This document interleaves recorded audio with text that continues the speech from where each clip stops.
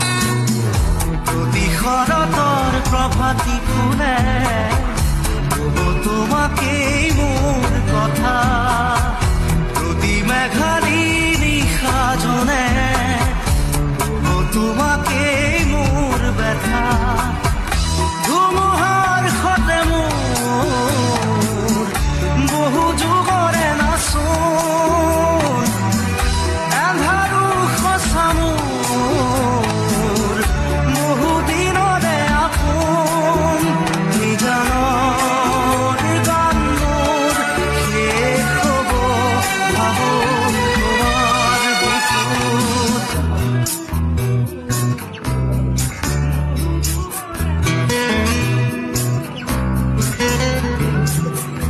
আমাদের আসামের অমূল্য সম্পদ হারিয়ে ফেলেছি আমরা।